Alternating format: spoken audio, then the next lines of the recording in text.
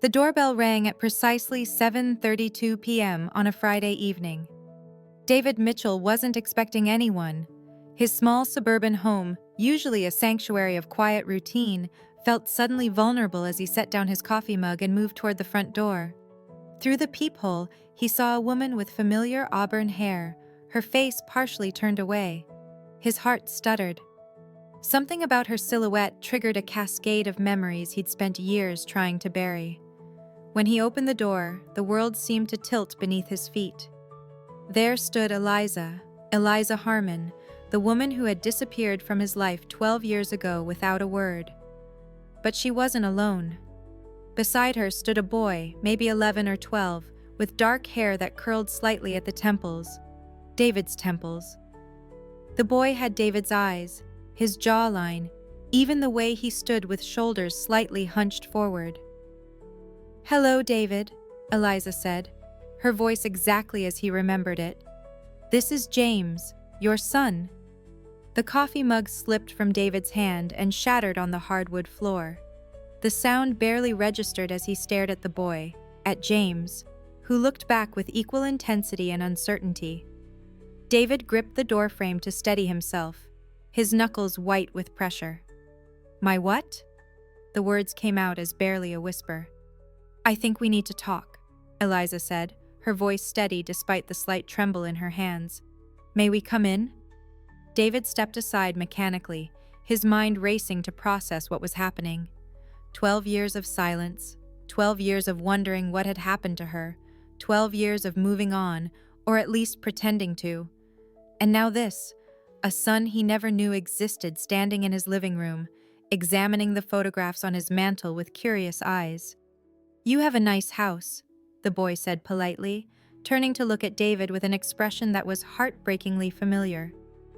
"James, why don't you sit down?" Eliza suggested, gesturing toward the couch. "Mr. Mitchell and I need to talk." "Mr. Mitchell," David repeated hollowly. The formality stung worse than he could have imagined. "Is that what you've been calling me all these years?" Eliza's eyes flashed with something, guilt perhaps, or defensiveness. "David, please, not now." The three of them sat in the living room, an impossible triangle of tension. David couldn't stop staring at the boy, cataloging every feature that mirrored his own. The shape of his ears, the slight cleft in his chin, the way his eyebrows drew together when he was thinking hard about something, which he clearly was right now. "I don't understand," David finally said, his voice finding some strength. "You left. You disappeared. No note, no call, nothing. And now you're telling me we have a son?" James shifted uncomfortably on the couch, and David immediately regretted his tone. "I'm sorry," he said, softer now. "This is just a lot." "Mom said we needed to find you," James said suddenly. "She said it was time." Looked at Eliza, who was staring at her hands. "Time for what?" "James has questions that I can't answer anymore," she said quietly. "And there are things he needs that I can't give him." "What things?" David asked, confusion mounting.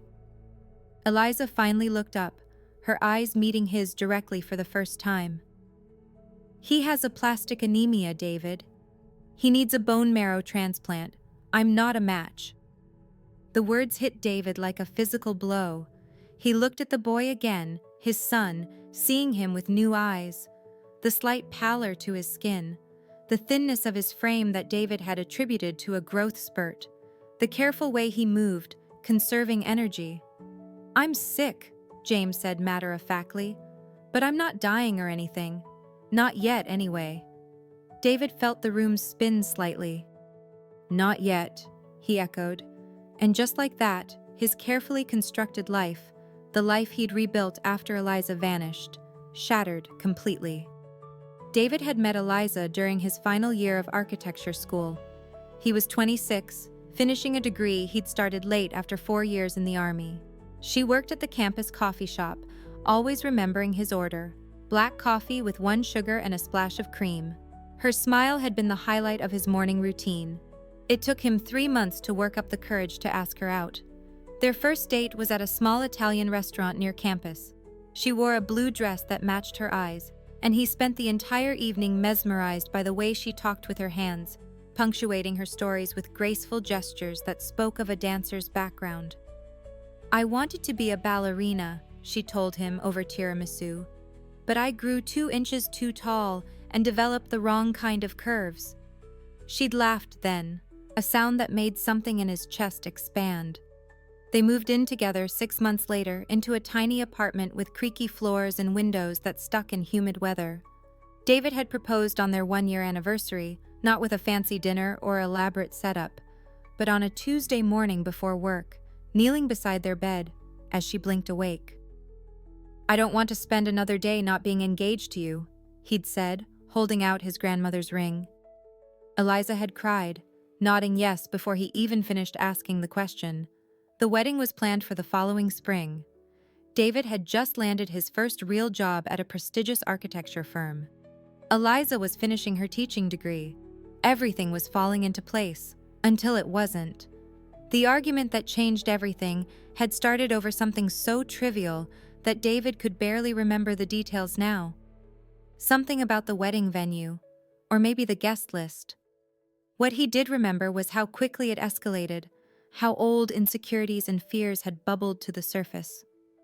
"You're just like him sometimes," Eliza had said, referring to David's father, a man whose approval David had spent his entire life chasing and never quite catching. "That's not fair," he'd responded, the accusation cutting deeper than she knew. "Isn't it? You make decisions without consulting me. You assume you know what's best, just like he did with your mother." The comparison had ignited something dark in David. His parents' marriage had been a battlefield, his father's controlling nature eventually driving his mother away. The suggestion that he was anything like his father had unleashed a torrent of words he'd immediately regretted. "If that's what you think of me, maybe we shouldn't get married at all." He'd stormed out, spending the night at his friend Marcus's apartment. When he returned the next morning, contrite and carrying flowers, Eliza was gone. Her clothes, her books, her toiletries, all vanished. She'd left the engagement ring on the kitchen counter, along with her key. David had searched frantically. He'd called her friends, her parents, her workplace. No one knew where she'd gone, or if they did, they wouldn't tell him. Her parents, who had never fully approved of David, simply said she needed time away. After weeks of searching, of leaving increasingly desperate voicemails, David had finally accepted the truth. Eliza had chosen to disappear from his life completely. He never knew she was carrying his child. "How long have you known?" David asked, his voice barely audible over the hum of the refrigerator. They had moved to the kitchen, where David was mechanically making tea, his hands needing something to do. James had stayed in the living room, absorbed in a book he'd brought with him. "That I was pregnant? About 2 weeks after I left," Eliza replied, sitting at the small kitchen table. She looked older, of course, fine lines around her eyes, a maturity to her features that hadn't been there 12 years ago, but still unmistakably the woman who had haunted his dreams for years. "And you didn't think I deserved to know?" The anger he'd been suppressing bubbled up, hot and sudden. "I was going to tell you," she said, her fingers tracing patterns on the tabletop. "I drove back to the apartment about a month later. I sat in the car for an hour, trying to work up the courage." "What stopped you?" "I saw you with someone, a woman with blonde hair. You were laughing, carrying groceries into our building. You looked happy." She met his eyes. "I convinced myself you'd moved on, that we'd both be better off if I just stayed away." David ran a hand through his hair, now streaked with premature gray. "That was probably Marcus's girlfriend. They were helping me pack. I was a mess, Eliza. I wasn't laughing. I wasn't happy. I was just trying to survive." Silence stretched between them, filled with 12 years of misunderstandings and missed opportunities. "I made a mistake," Eliza finally said. "One of many. But James was never a mistake." "Does he know? About us, I mean?" "He knows we were engaged. That we had a fight and I left. I've never spoken badly of you to him, David. I want you to know that." But you never told him who I was until now. It wasn't a question. I told him his father was someone I'd loved very much, but that sometimes love isn't enough. As he got older, he asked more questions. I answered as honestly as I could. David leaned against the counter, feeling the cool granite against his palms. And now you're here because he's sick. Eliza's face crumpled slightly. It sounds terrible when you put it like that. How else should I put it? You kept my son from me for 12 years, and now you're here because you need something from me. That's not fair. James needs something from you. And yes, I should have come to you years ago. But I'm here now because he needs his father. She paused, collecting herself. Not just for the transplant. He needs to know you, to understand where he comes from. David looked through the doorway to where James sat reading, his dark head bent over the book. Something fierce and protective surged through him, a feeling so primal and unexpected that it momentarily took his breath away. What happens if I'm not a match? He asked quietly. Then we keep looking, but family members have the highest chance of compatibility. His doctors are hopeful. David nodded slowly. I'll get tested. Of course I will. But Eliza, he turned to face her fully. After that, what then? Do you disappear again? Take him away? Because I can't, his voice broke. I can't meet my son, only to lose him. That's not my intention, Eliza said softly. But this isn't just about what you or I want anymore. It's about what's best for James. And what does James want? Eliza's expression softened. Why don't you ask him yourself? David took a deep breath, picked up the mugs of tea, and walked back into the living room where his son waited. The next few days passed in a blur of medical appointments, awkward conversations, and tentative connections. David took a week off work, calling in favors to reschedule meetings and postpone deadlines. Nothing seemed important compared to the boy sitting across from him at breakfast, carefully cutting his pancakes into precise triangles before eating them, a habit David realized with a jolt that mirrored his own. Eliza and James were staying at a hotel nearby, but they spent most daylight hours at David's house. The arrangement was strange but necessary. They were trying to build bridges while navigating the medical urgency of James's condition. So you design buildings? James asked on the third morning, examining a set of blueprints David had left on the dining table. Yes, mostly commercial spaces, offices, shopping centers, but occasionally houses too. James traced a finger along the lines of a drawing. This is cool. How do you know where everything goes? David pulled up a chair beside him. It's like a puzzle. Every piece has to fit just right, and you have to think about how people will move through the space. Like choreography, James said thoughtfully. Exactly like choreography. Your mom told you she used to dance? James nodded. She still does sometimes. She teaches ballet to little kids now. David smiled, imagining Eliza in a studio full of tiny dancers in tutus. It fit her somehow. Do you dance too? The boy shook his head. No way. I like science. And reading. He hesitated, then added, and drawing. Mom says I get that from you. Can I see some of your drawings sometime? James shrugged with forced casualness. I guess. They're not that good. I bet they're better than you think, David said gently. I used to think my drawings were terrible too. It took me a long time to feel confident about them. James looked up, a flicker of interest in his eyes. Really? Really? I have some of my old sketchbooks in the office. I could show you if you want. The boy nodded, and David felt a small victory in the gesture. The preliminary blood tests came back promising. David was a potential match for the bone marrow donation, though more comprehensive testing was needed. The news brought a visible wave of relief to Eliza's face, softening the worry lines that had been etched there since their arrival. What happens next? David asked the doctor during their consultation. Dr. Patel, a petite woman with kind eyes and a direct manner, explained the procedure. If you're confirmed as a match, you'll undergo a series of injections to increase your stem cell production. Then we'll collect the cells either through your blood or, more likely, through bone marrow harvested from your hip bone. Will it hurt? James asked, his voice smaller than usual. The donation? You'll be under anesthesia, so you won't feel anything during the procedure, Dr. Patel assured him. There might be some discomfort afterward, but nothing too severe. I meant for him, James clarified, nodding toward David. Will it hurt him? David felt something catch in his throat at the boy's concern. Don't worry about me, buddy. I've been through worse. Your father will experience some soreness, Dr. Patel explained, but nothing he can't handle. The discomfort is temporary, and the cells replenish themselves within a few weeks. Your father.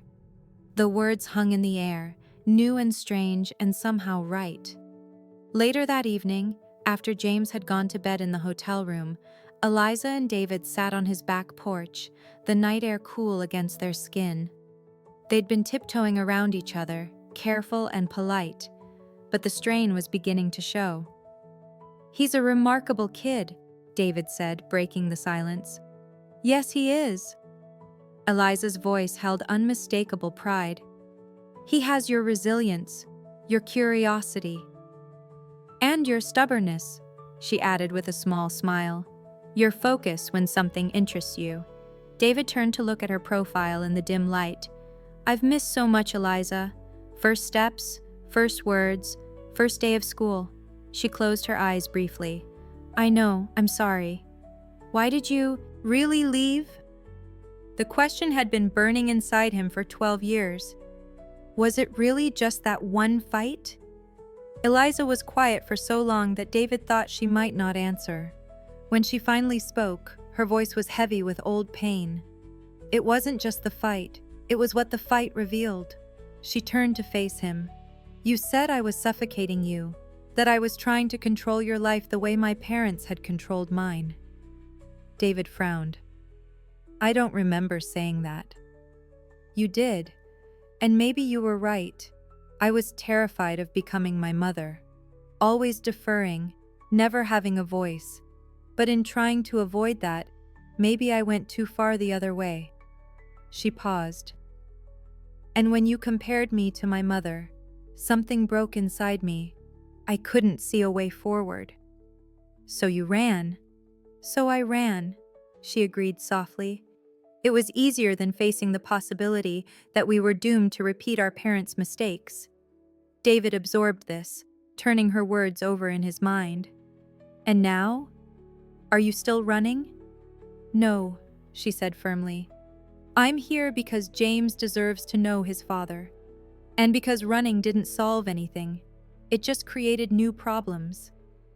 Like keeping my son from me for 12 years, David said, unable to keep the edge from his voice. Yes, like that. Eliza met his gaze steadily. I can't change the past, David. I can only try to do better now. The night air seemed to thicken around them, heavy with unspoken words and lingering regrets. David thought about the boy sleeping across town, his son, who was facing a battle no child should have to fight. Whatever had happened between him and Eliza, James deserved better from both of them. We need to figure this out, David said finally. For James's sake. Eliza nodded, relief visible in the set of her shoulders. Yes, for James. It wasn't forgiveness, not yet, but it was a start. The call came on a Tuesday afternoon. David was in a meeting with clients when his phone buzzed insistently in his pocket. Seeing the hospital's number, he excused himself immediately.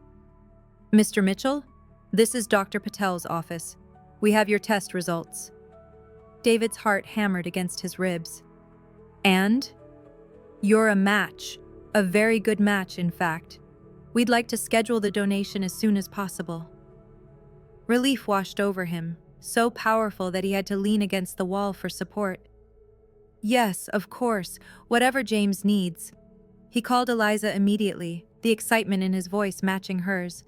They agreed to meet at the hospital to speak with Dr. Patel together and tell James the news. But when David arrived at the hospital, he found Eliza alone in the waiting room, her face pale and drawn. "What's wrong?" he asked, immediately sensing that something had changed. "James spiked a fever this morning. They've admitted him. His counts are... they're not good."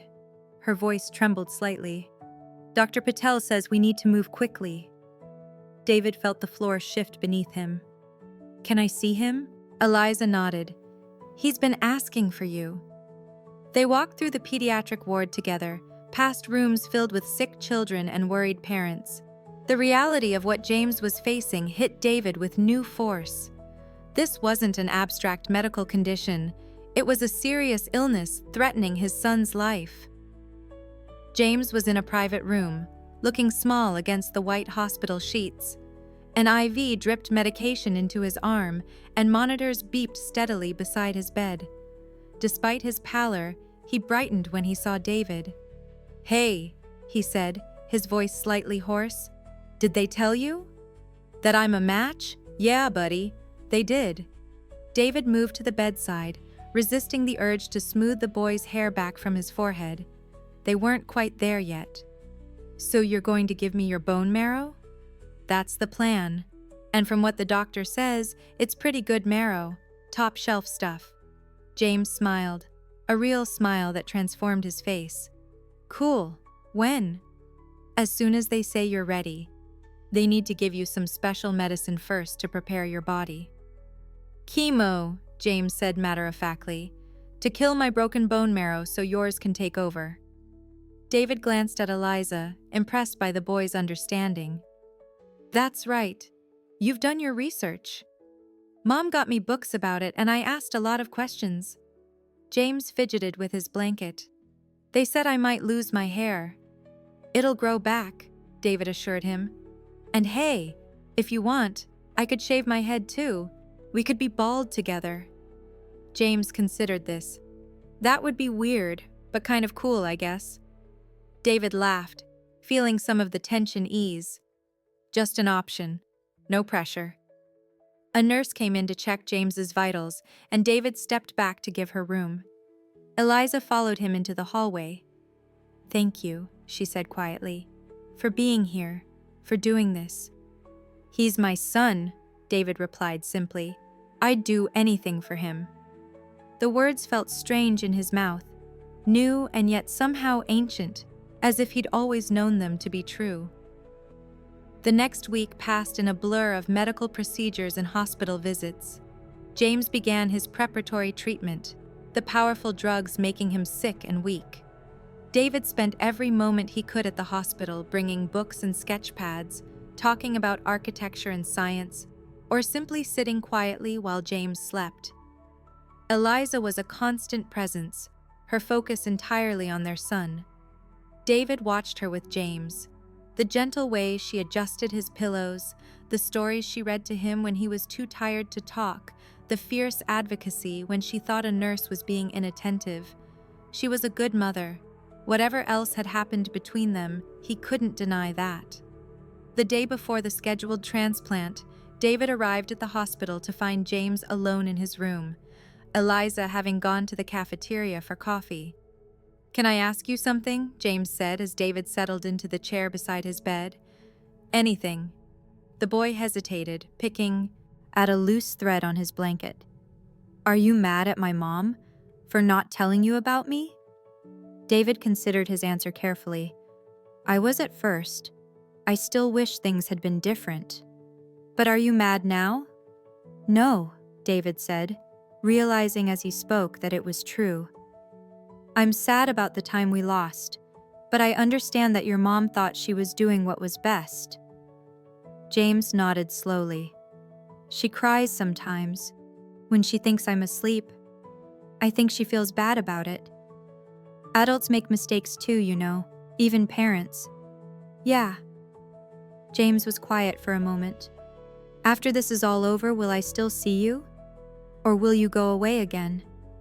The question hit David like a physical blow. "I'm not going anywhere, James. Not ever. You're my son." But you and Mom aren't together. No, we're not. But that doesn't change anything between you and me. I'll always be your dad, no matter what. James seemed to consider this, his young face serious. Okay, he said finally. That's good. David reached out tentatively and placed his hand over his son's. James didn't pull away. When Eliza returned, she found them looking at David's old sketchbooks, heads bent together over drawings of buildings and bridges, talking quietly about the structures that had fascinated David in his youth. She paused in the doorway, watching them, a complicated expression on her face. Later, in the hospital cafeteria over lukewarm coffee, she brought up what they'd both been avoiding. We need to talk about what happens after the transplant, she said. About James, about arrangements. David set down his coffee cup. What are you suggesting?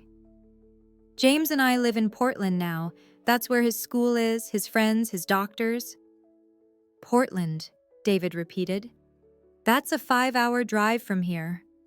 I know, but it's his home. David felt a familiar anger rising. So, what are you saying? That I'll get visitation? Holidays and summer vacations? David, no, Eliza. That's not going to work. Not after everything. He's my son too. I'm not trying to keep him from you, she said, her voice low but intense. But you can't expect us to uproot our entire lives overnight. And you can't expect me to be a part-time father, not anymore. David leaned forward. I've missed 12 years, Eliza. 12 years I can never get back. I won't miss any more. They stared at each other across the table, the old tension crackling between them. Finally, Eliza sighed. What do you suggest then? I don't know yet, but we need to figure it out together for James's sake. Before she could respond, David's phone rang. It was Dr. Patel. Mr. Mitchell, we need you to come back to James's room right away. The urgency in her voice sent ice through his veins. What's wrong? James's fever has spiked again. We're concerned about infection. Please come quickly. David and Eliza raced back to the pediatric ward, fear propelling them forward. When they reached James's room, they found a team of medical staff surrounding his bed. James was pale and shivering despite the fever, his eyes glassy and unfocused. What's happening? Eliza demanded, pushing her way to his side. Dr. Patel looked up from examining James. His white count has dropped dangerously low, and he's developed an infection. We're starting him on broad-spectrum antibiotics, but his system is very compromised. Is he going to be okay? David asked, his voice barely audible. Dr. Patel's expression was grave. We're doing everything we can, but we need to move up the transplant. His body needs those healthy cells as soon as possible. I'm ready, David said immediately. Whatever he needs, whenever he needs it. We'll prep you first thing tomorrow morning, Dr. Patel said. In the meantime, we'll fight this infection with everything we've got. David looked at his son, so small and vulnerable in the hospital bed, and felt a wave of helplessness wash over him. All his life, he'd believed that hard work and determination could solve any problem. But now, faced with his child's illness, he realized how little control he actually had. Eliza stood on the other side of the bed, her hand gently stroking James's arm. Her eyes met David's over their son's feverish form, and in that moment, all the years and hurts between them seemed to fall away. They were just two parents, terrified for their child, clinging to hope in a sterile hospital room. Fight, James, David whispered, taking his son's hand. We're right here with you. Just fight. The bone marrow harvest procedure was scheduled for 7 a.m. David arrived at the hospital at 5:30, having barely slept. The night had been long and tense, with James's condition deteriorating despite the aggressive antibiotics. By morning, the medical team was openly concerned, their hushed conversations in the hallway doing little to reassure either parent. The infection is putting additional stress on his system, Dr. Patel explained during rounds. Ideally, we would wait until it's under control before proceeding with the transplant, but his marrow is failing so rapidly that we don't have that luxury. "What are his chances?" David asked bluntly, needing to know. Dr. Patel's expression was compassionate but honest. "With the transplant, his chances are good, around 70%. Without it, much lower." Eliza, who had spent the night in a chair beside James's bed, looked exhausted but determined. "Then we proceed as planned." As David was being prepped for the procedure, a nurse brought him a note. He recognized James's handwriting immediately, slightly shaky but still legible. "Good luck with the bone drilling. Try not to scream too much. James." David laughed despite the knot in his throat. The kid had courage, even now. The harvest procedure took nearly 2 hours. David was under general anesthesia as the medical team extracted bone marrow from his hip bones using long, hollow needles. When he woke in the recovery room, groggy and sore, Eliza was waiting for him. "How is he?" David asked immediately, wincing as he tried to sit up. "Hanging in there. They're preparing him for the transplant now." She hesitated, then added, "He asked me to give you something." She held out a folded piece of paper. David opened it carefully, revealing a drawing, clearly James's work, of 2 stick figures standing beside what appeared to be a building. One was taller with spiky hair, the other smaller with the same spiky hair. Both had enormous smiles. At the bottom, James had written, "Architects in Training." David stared at the drawing, emotion threatening to overwhelm him. "When did he do this?" "Last night after you left. He was having trouble sleeping, so the night nurse brought him some paper." Eliza's voice softened. "He said it was to give you something to look forward to." David carefully folded the drawing and tucked it into his hospital gown. "As soon as they let me up, I want to be there for the transplant. They said it will be a few hours before you're cleared to move around." "I don't care. I'll crawl there if I have to." Eliza smiled slightly. "Always the stubborn one." "Takes one to know one," he replied, a ghost of their old banter resurfacing. 3 hours later, against medical advice but with reluctant permission, David was wheeled into James's room. The boy was awake but weak, an IV in his arm ready to receive the life-saving cells. "Hey, bone donor," James said, his voice barely above a whisper. "How was it?" "Piece of cake," David lied, hiding his discomfort. "How about you? Ready for some premium Mitchell marrow?" James attempted a smile. "Born ready." The transplant itself was anticlimactic. A bag of David's processed bone marrow cells, looking much like a blood transfusion, dripping slowly into James's veins. Dr. Patel explained that the cells would find their way to his bone marrow cavities, where they would hopefully take root and begin producing healthy blood cells. "Now we wait," she said. "The next few weeks are critical. We'll monitor him closely for signs of engraftment and watch for any complications." The days that followed were among the most difficult of David's life. James's condition worsened before it improved, his body fighting both the infection and adjusting to the new cells. There were nights when his fever spiked so high that the medical team discussed moving him to intensive care. Moments when his breathing became so labored that oxygen masks were applied. Hours when he was too weak to speak, communicating only through slight nods or the squeeze of a hand. David and Eliza maintained a constant vigil, taking shifts to ensure one of them was always with James. They barely spoke to each other, all their energy focused on their son. But something was shifting between them. A silent acknowledgement of their shared fear, their shared hope, their shared love for the child they had created together. On the 5th day after the transplant, David arrived for his morning shift to find Eliza asleep in the chair beside James's bed, her head at an awkward angle that would surely leave her neck aching. James was awake, watching her with a thoughtful expression. "She doesn't sleep much," he whispered when he saw David. "She thinks I don't notice." David moved quietly to the other side of the bed. "She's worried about you. We both are." "I know." James hesitated, then added, but I think I'm getting better. I can feel it." "Yeah?" David studied his son's face, noting that his color did seem slightly improved. James nodded. "Yeah. Your cells are good workers." David smiled. "Must be the Mitchell work ethic." Later that morning, Dr. Patel confirmed what James had sensed. His numbers were beginning to improve.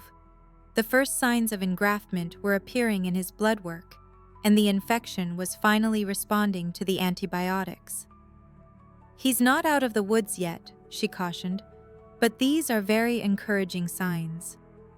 When Eliza returned from getting coffee, David shared the good news.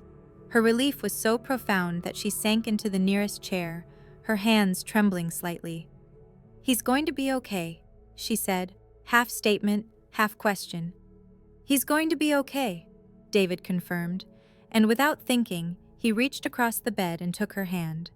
She didn't pull away. Over the next 2 weeks, James's improvement continued steadily.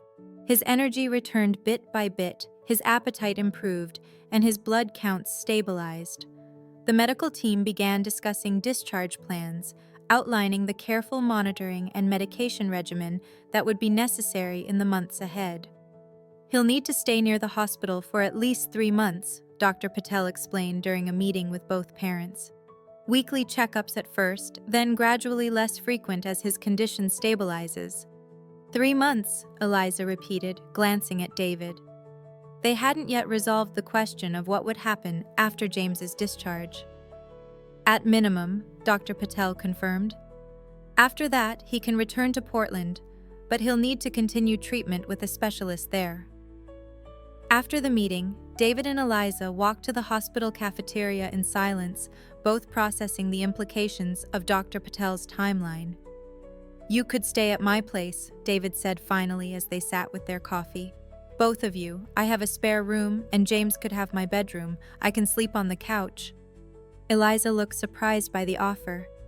"Are you sure? That's a lot to ask." "He's my son, Eliza, and he needs both of us right now." David hesitated, then added, "Besides, it would give us time to figure out a more permanent arrangement." "What kind of arrangement do you have in mind?" David took a deep breath. "I want to be a real father to James, not just a weekend dad or a summer vacation. I want to be there for homework and school plays and science projects, for the everyday stuff." "David, our lives are in Portland. My job? James's school? I know, and I'm not asking you to give that up." He met her eyes directly. "I'll move to Portland." Eliza stared at him. "What?" "I'll move to Portland," he repeated. "My firm has an office there. I've already spoken to my boss about a transfer." "You've already—" Eliza broke off, shaking her head. "When did you do this?" "Last week, when James was at his worst. I realized then that nothing else matters to me as much as being his father. Not my job, not this house, nothing." Eliza was quiet for a long moment. "That's a big decision to make so quickly." "It doesn't feel quick to me. It feels like I'm 12 years late." She studied his face. "And what about us? You and me?" The question hung in the air between them, loaded with history and possibility. "I don't know," David admitted. "I know I want to be James's father. I know I want us to find a way to co-parent that gives him stability and love. Beyond that," he shrugged. "One step at a time." Eliza nodded slowly. "One step at a time sounds reasonable." It wasn't a resolution, but it was an agreement to move forward together, and for now, that was enough.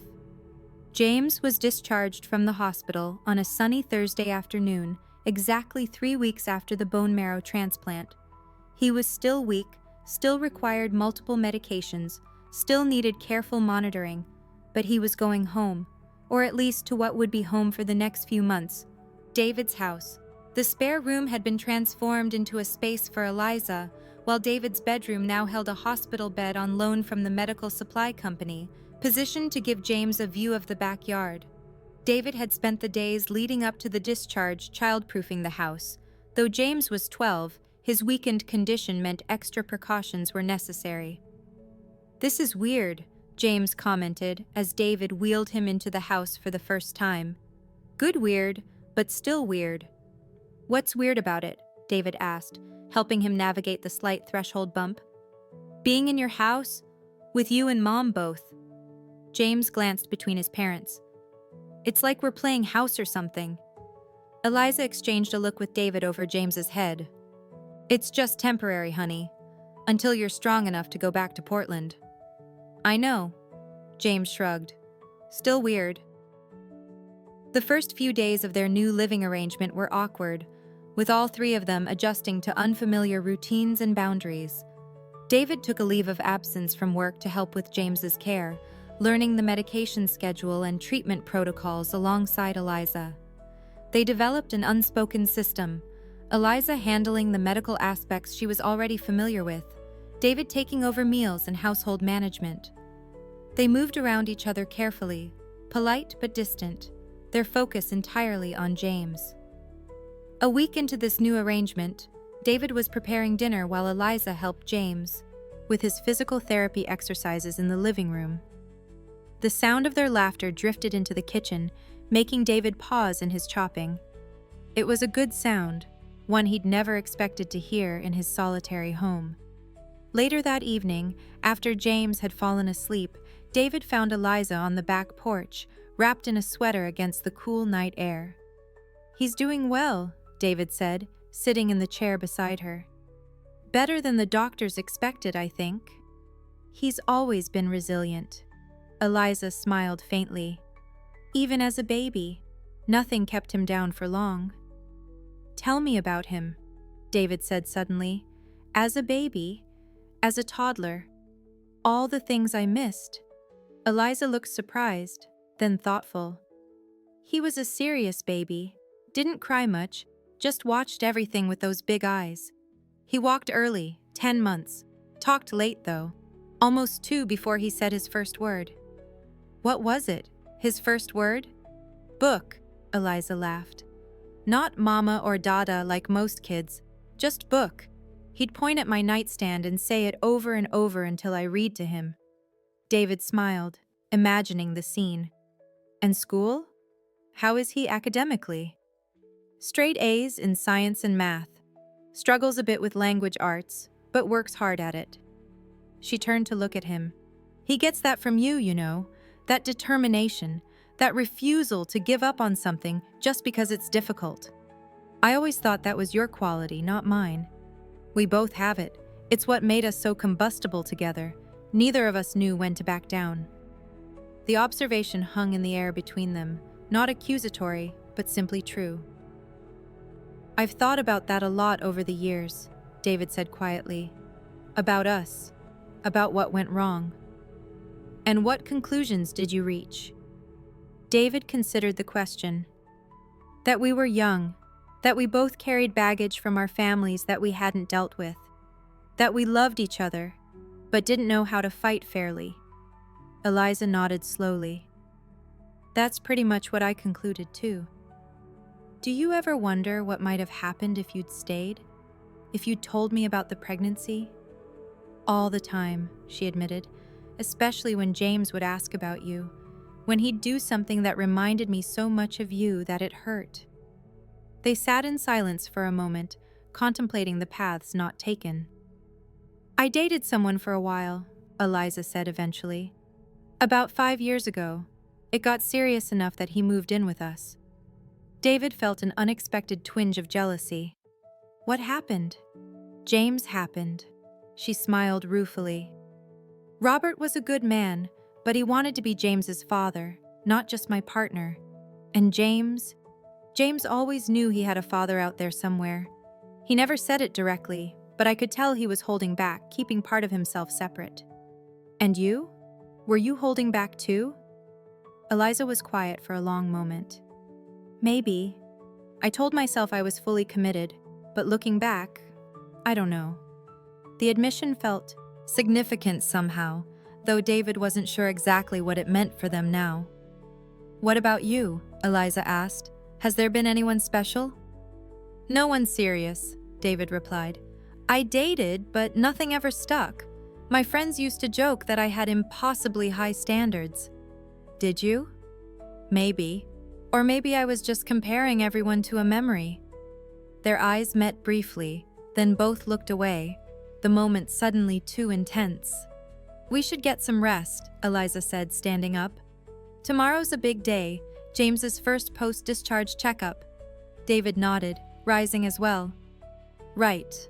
Good night, Eliza. Good night, David. As she turned to go inside, David found himself reaching for her hand, stopping her. She looked back, questioning. Thank you, he said simply, for bringing him back to me. Eliza's expression softened. I should have done it years ago.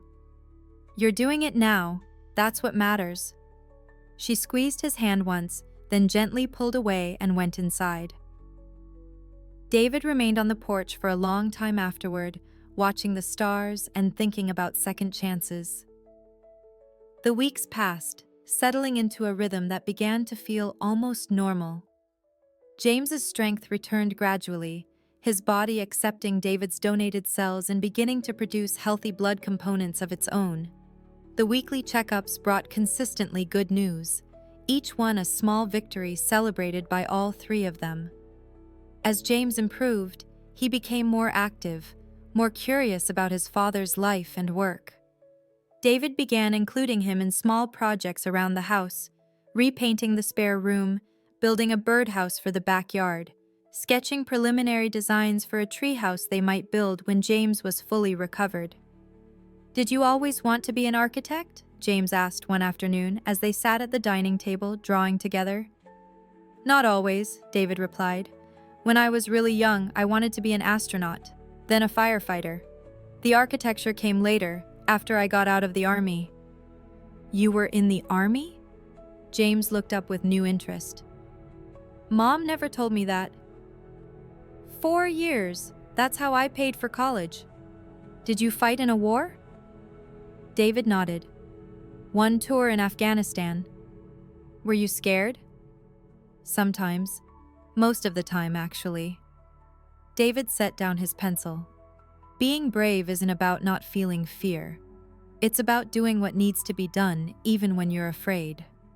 Like getting a bone marrow transplant? Exactly like that. You've been braver than any soldier I've ever known. James ducked his head, but not before David caught the pleased smile on his face. Eliza found them like that an hour later when she returned from grocery shopping, heads bent over their drawings, talking quietly. She paused in the doorway, watching them, something wistful in her expression. That evening, after James had gone to bed, she approached David with a serious expression. We need to talk about the future, she said. James asked me today, when we're going back to Portland. David felt a pang at the thought, though he'd known this conversation was coming. What did you tell him? That we haven't decided yet, that it depends on his health and other factors. She hesitated. He said he doesn't want to leave you. And what do you want? David asked carefully. Eliza sighed. I want what's best for James. I want him to have his father in his life. But I also have a job, a home, a life in Portland. I meant what I said before. I'll move there. I know you did, but is that really practical? Your firm, your house? My firm has already approved the transfer, David interrupted. And houses can be sold. What matters is James. Eliza studied his face. You've really thought this through, haven't you? I've had 12 years to think about what I'd do if I ever got the chance to be a father to my child. David's voice was steady. Now that I have that chance, nothing is going to stop me. And us? Eliza asked quietly. What about us, David? The question hung in the air between them, weighted with history and possibility. I don't know, David admitted. I know that these past weeks, seeing you with James, working together to help him heal, it's changed something in me. Or maybe just reminded me of something I tried to forget. Which is that loving you was never our problem. It was all the other stuff we couldn't figure out. Eliza's eyes widened slightly. You still think about that? About us? Don't you? She didn't answer directly. Instead, she asked, "What would you have done if I had come back all those years ago and told you I was pregnant?" "I would have married you," David said without hesitation. "I would have done whatever it took to make it work. Even though we were fighting, even though we had problems?" "Yes, because some things are worth fighting for." He held her gaze. "Some people are worth fighting for." Eliza looked away first, her expression troubled. "It's not that simple, David. We can't just pick up where we left off 12 years ago." "I'm not suggesting we do. We're different people now. But maybe that's a good thing. Maybe we needed this time apart to become the people who could actually make it work. Or maybe we're just caught up in an emotional situation with James and confusing gratitude and relief with deeper feelings." David considered this. "That's possible. But there's one way to find out." Before she could ask what he meant, he stepped forward and kissed her. It was gentle, questioning, not demanding anything, just offering a possibility. For a moment, Eliza froze. Then, almost reluctantly, she responded, her hands coming up to rest lightly on his shoulders. When they broke apart, both were breathing a little faster than normal. "That was," Eliza began. "Familiar," David finished. "And different." She nodded slowly. "We shouldn't complicate things, not while James is still recovering." "You're right," David agreed, though he made no move to step away from her. "We should focus on James." Exactly. Neither of them mentioned the kiss again that night. But something had shifted between them, a door cracked open that had been firmly closed for 12 years. James's 3-month checkup was a milestone they had all been anticipating with a mixture of hope and anxiety. If all went well, he would be cleared to return to Portland, to resume something resembling a normal life, albeit with continued medical monitoring and some restrictions. The appointment was scheduled for 10 a.m. on a Tuesday. David took the day off work, and the three of them drove to the hospital together, James chattering excitedly about returning to school and seeing his friends. "Do you think I can try out for the science team this year?" he asked, as they sat in the waiting room. "Competitions don't start until January." "Let's see what Dr. Patel says," Eliza replied cautiously. "We don't want to push too hard too fast." "But I feel fine now. Better than fine." David smiled at his son's enthusiasm. "One step at a time, buddy. But I bet you'd be great on the science team." Dr. Patel's examination was thorough, including blood tests and a bone marrow aspiration, a procedure that made James wince despite his brave face. Afterward, they waited in her office for the preliminary results. "Well, James," Dr. Patel said when she finally joined them, "I have to say I'm impressed with your progress. Your blood counts are excellent, and the engraftment looks complete." "So I'm cured?" James asked eagerly. Dr. Patel smiled. "In medicine, we're careful about using words like cured. But yes, the aplastic anemia appears to be resolved. Your body is now producing healthy blood cells on its own, thanks to your father's donated marrow." The relief in the room was palpable. Eliza reached for James's hand, squeezing it tightly, while David felt a weight lift from his shoulders that he hadn't even realized he was carrying. "Does that mean we can go back to Portland?" James asked. "I don't see why not," Dr. Patel replied. "You'll need to continue with regular checkups there, of course. I'll refer you to a colleague at Oregon Health and Science University who specializes in pediatric bone marrow transplant follow-up." The conversation turned to practical matters, medication schedules, activity restrictions, warning signs to watch for. David listened attentively, making mental notes of everything he would need to know as a co-parent. As they left the hospital, James walking between them with a newfound spring in his step, David felt a complex mix of emotions: joy at his son's recovery, pride in the boy's resilience, and a creeping sadness at the thought of them returning to Portland, even though he planned to follow as soon as possible. "We should celebrate," he said as they reached the car. "How about dinner out tonight? Anywhere you want, James." "Can we go to that pizza place with the arcade games?" James asked immediately. Absolutely. That evening, watching James play skee-ball with more energy than he'd shown in months, David and Eliza sat at a nearby table, sharing a pizza and planning the transition back to Portland. "I've spoken to my principal," Eliza said. "I can return to teaching after winter break. They've been holding my position." David nodded. "That's good. And James can start back at school in January too?" "Yes. I've already been in touch with his teachers about a gradual return." "And housing?" David asked carefully. "Your apartment?" "The lease is up at the end of December. I've been month to month since then." Eliza hesitated. "I've been looking at houses, actually, with 3 bedrooms." David raised an eyebrow. 3 bedrooms? "One for me, one for James, and one for guests." She met his eyes. "Or for James's father when he visits, until he finds his own place." The implication was clear. She was making space for him in their lives, even if the exact nature of that space remained undefined. "That sounds reasonable," David said, trying to keep his tone neutral despite the surge of hope he felt. "I've already started the transfer paperwork at work. They think I can start at the Portland office in January." "So soon?" "I don't want to miss any more time with James than I have to." Eliza nodded, her expression softening. "He's going to be so happy. He talks about you constantly now." "We've bonded over architecture and bad sci-fi movies," David smiled. "Turns out we have a lot in common." "I always knew you would." Eliza looked over at their son, who was celebrating a high score with a victory dance. "He has so much of you in him. Even before he met you, I could see it." "Thank you," David said quietly, "for raising such an amazing kid, for doing it on your own all these years." "I made mistakes," Eliza admitted. "Keeping him from you was the biggest one." "We both made mistakes, but maybe we can do better now."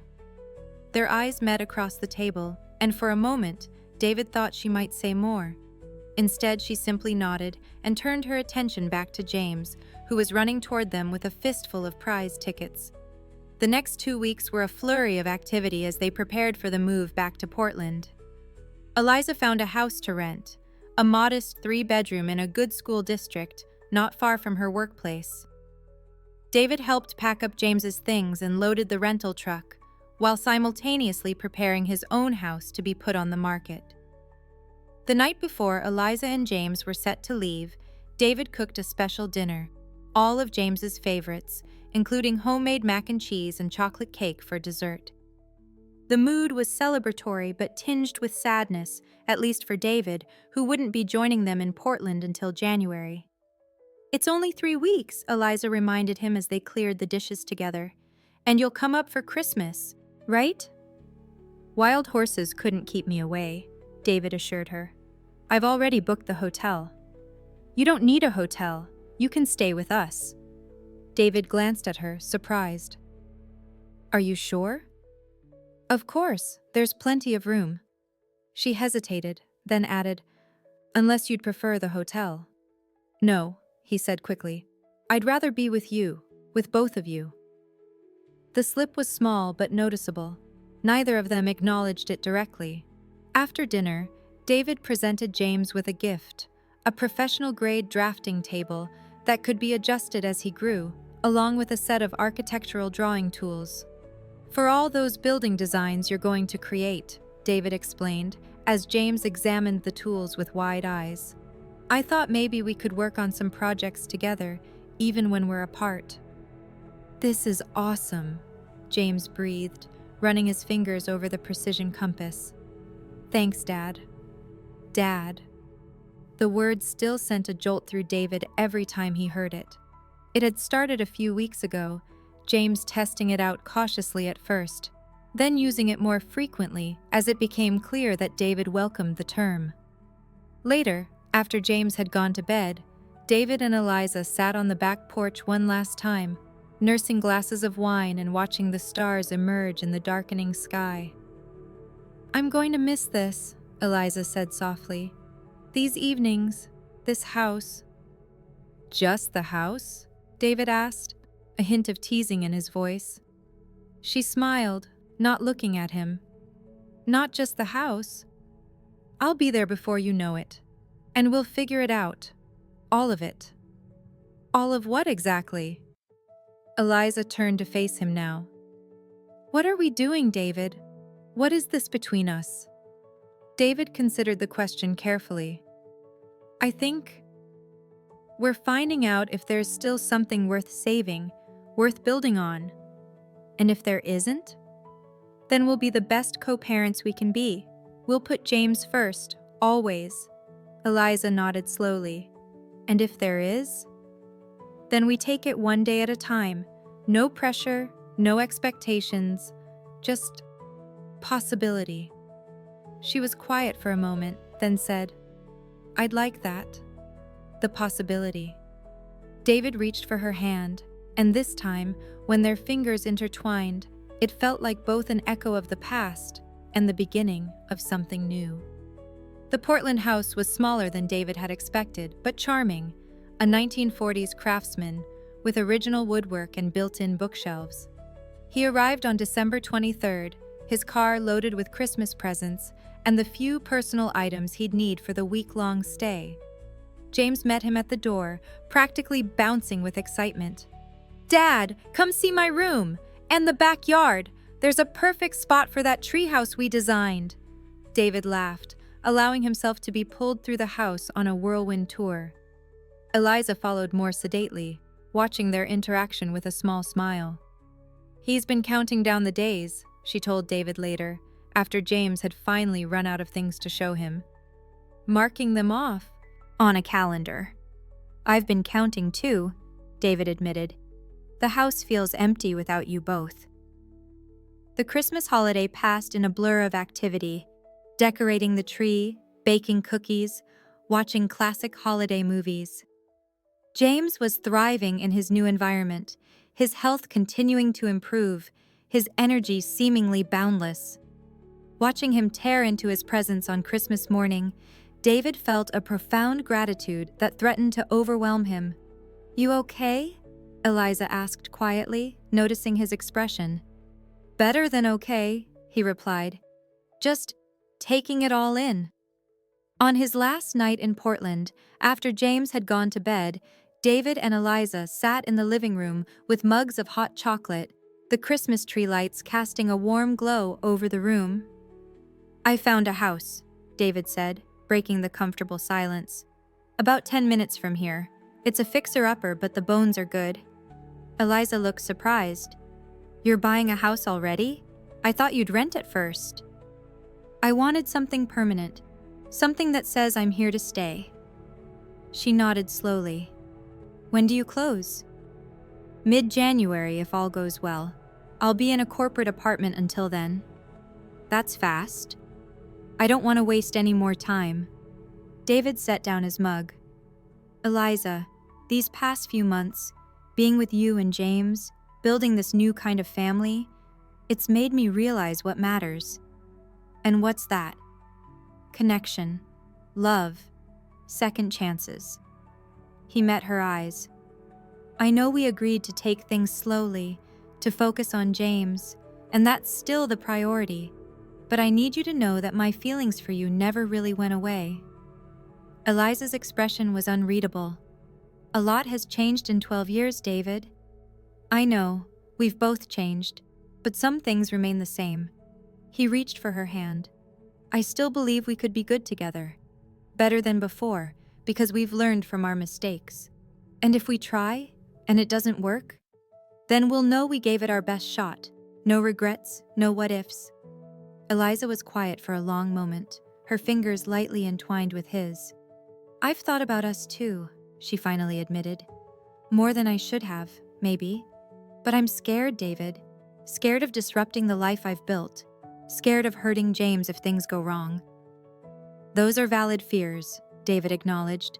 And I'm not asking for an answer tonight. Just keep the door open. That's all I'm asking. She nodded slowly. I can do that. When David left the next morning, the goodbye was bittersweet. James hugged him tightly, extracting promises about the treehouse they would build in the spring. Eliza's embrace was briefer, but no less meaningful, her whispered, "See you soon," carrying a weight of possibility that David carried with him all the way back home. The next 3 weeks passed in a flurry of activity, finalizing the sale of his house, completing the transfer paperwork at work, packing up 12 years of accumulated possessions. Through it all, David maintained daily video calls with James and occasional, more tentative conversations with Eliza. When he finally arrived in Portland for good, moving into the corporate apartment that would be his temporary home, it felt less like relocating and more like coming home. James insisted on helping unpack, organizing David's books with serious concentration, while Eliza brought homemade lasagna for their first dinner together. "To new beginnings," David said, raising his glass in a toast. "To family," James countered, lifting his soda with a grin. "To both," Eliza added softly, her eyes meeting David's over the rim of her glass. The weeks that followed established a new routine. David started his job at the Portland office, quickly impressing his new colleagues with his expertise and work ethic. James returned to school part-time, his medical appointments gradually decreasing in frequency as his recovery continued. Eliza resumed teaching, her 6th-grade classroom now adorned with architectural drawings that James and David had created together. They settled into a co-parenting rhythm that felt surprisingly natural. James spent weekdays with Eliza and weekends with David in his new house, which was slowly being transformed from a neglected property into a warm, inviting home. The three of them had dinner together several times a week, sometimes at Eliza's, sometimes at David's, occasionally at restaurants that James chose. To an outside observer, they might have appeared to be a typical divorced family managing an amicable co-parenting relationship. But there was nothing typical about the glances that passed between David and Eliza when they thought no one was looking. Nothing divorced about the way their hands sometimes found each other under the table, or the conversations that continued long after James had gone to bed. 6 months after David's move to Portland, on a warm summer evening, he and Eliza sat on the back deck of his newly renovated house, watching James test out the treehouse they had built together. "He's thriving," Eliza observed, a contentment in her voice that had been missing for years. "His last checkup was perfect. Dr. Ramirez says she's never seen a more successful transplant recovery." "He's a fighter," David said proudly. "Gets that from his mother." Eliza smiled, accepting the compliment with a nod. "And his father." They sat in comfortable silence for a moment, sipping wine and enjoying the lengthening summer shadows. "I've been thinking," David said finally, "about us." "Oh?" Eliza's tone was light, but he could sense her attention sharpening. "These past 6 months, they've been some of the best of my life, being James's father, building this new life here. But something's missing." "What's that?" David turned to face her fully. "You. Here. With us." Eliza's eyes widened slightly. "David, I'm not proposing," he clarified quickly. "Not yet, anyway. But I am asking if you'd consider taking the next step, seeing if we could be a real family, not just excellent co-parents." "James would be thrilled," she said softly. "He's been dropping hints for months. I'm not asking for James's sake, though. I'm asking for us. Because I love you, Eliza. I never stopped. Not really." The words hung in the air between them, honest and vulnerable. "I love you too," she finally replied, her voice steady despite the sheen of tears in her eyes. "I think I've been afraid to admit it, even to myself. Afraid of what it might mean. Afraid of risking what we've built." "Some things are worth the risk," David said, echoing words he'd spoken months earlier. "Some people are worth fighting for." Eliza smiled, a full, radiant smile that took his breath away. "Yes," she said simply, "they are." From the treehouse, James called down to them, his voice excited as he pointed out a feature they'd designed together. They both looked up, waving acknowledgement, then turned back to each other. "We should tell him," Eliza said. "About us." "Tonight?" she nodded. Tonight. Later, as the three of them sat around the dinner table, James noticed the difference immediately. "Why are you guys acting weird?" he asked, looking between them suspiciously. "Did something happen?" David glanced at Eliza, who nodded encouragingly. "Actually, yes," he said. "Your mom and I have been talking, and we've decided that we'd like to be together, as a couple."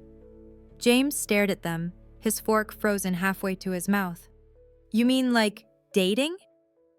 "Yes," Eliza confirmed. "Dating, seeing where it leads." "How do you feel about that?" David asked carefully. A slow smile spread across James's face. "Are you kidding? This is awesome. Does this mean we'll all live together eventually?" "Eventually," David agreed, sharing a look with Eliza. "If things go well." "They will," James said with absolute certainty. "I know they will." His confidence was infectious, and as David reached across the table to take Eliza's hand, he found himself believing it too. They had a long road ahead, old wounds to heal, new challenges to face, a relationship to rebuild from the ground up. But they also had something they hadn't had 12 years ago: the wisdom of experience, the perspective of time, and the unshakable foundation of their love for their son. "To family," David said, raising his glass in a toast that echoed one from months earlier. "To second chances," Eliza added, her fingers tightening around his. James lifted his own glass, his eyes bright with hope and happiness. "To us," he said simply, "together at last." And in that moment, in the warm light of the dining room, with his son's laughter filling the air and Eliza's hand in his, David knew that sometimes the longest journeys lead exactly where you're meant to be.